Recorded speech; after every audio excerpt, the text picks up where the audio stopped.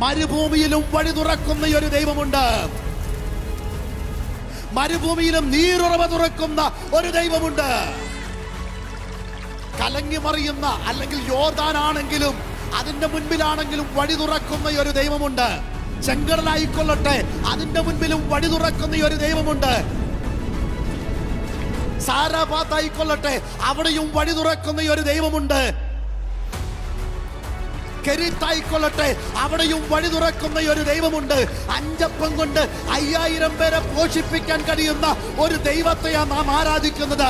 സാഹചര്യം എന്റെ ദൈവത്തിന് വിഷയമല്ല. സാഹചര്യത്തെ നോക്കി പകച്ചു നിൽക്കുന്നവരോട് പരിശുദ്ധാത്മാവിൽ ദൂത് കൈമാറുക. സാഹചര്യമല്ല നിന്നെ വിളിച്ചു വർദ്ധിച്ചത്. സാഹചര്യമല്ല നിന്നെ ഇവിടെ വരെ എത്തിച്ചത്.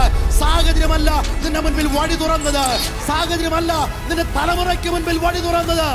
അങ്ങനെയാണെങ്കിൽ പറയാൻ കഴിയുമോ, ദൈവമേ